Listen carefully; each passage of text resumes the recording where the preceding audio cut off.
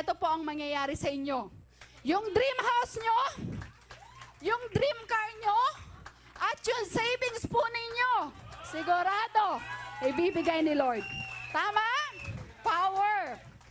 Yan po lang naman tayo nabubuhay dahil po sa mga bagay na yan. Nagkulang lang po yung travel. No? Kasama na rin po dyan. So, ang maganda po dito, sa akin po, as OFW, at sa mga kasamahan ko rin dyan na OFW, may mission po tayo. Ano po yung mission natin? Bakit po kaya, saan man sulok ng mundo, may OFW na galing sa Pilipinas? Ano po kaya ang purpose bakit nandun sila? Isa lang po, may mission tayo. Dahil binigyan tayo ng blessing ni Lord. Dito sa Pilipinas, binigay ang First Bata Plus Company. Ngayon po ang gagawin ho natin as OFW. Mission po natin na ipangaalap buong mundo na merong First Bata Plus na nakakatulong, nakapagpapabago ng buhay ng tao. Yan po ang mission ng bawat OFW sa ngayon. At isa pa ho sa amin, ang anak ko po saan sulok po ng Pilipinas, lagi ho siya ini-invite. This coming September 17 po sa Malaysia ulit kami.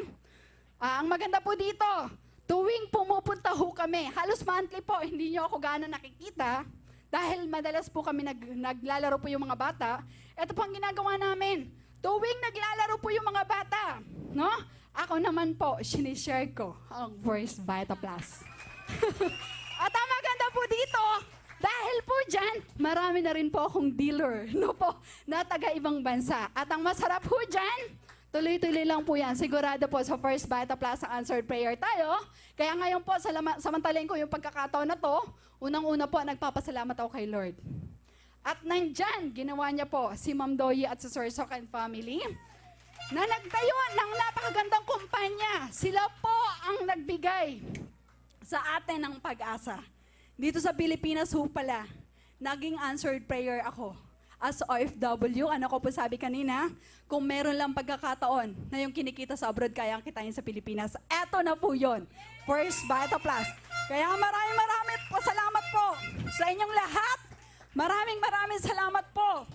Hold your dreams po. Sigurado, magiging answered prayer tayo. Thank you very much po. Thank you so much, Miss Mary Ann.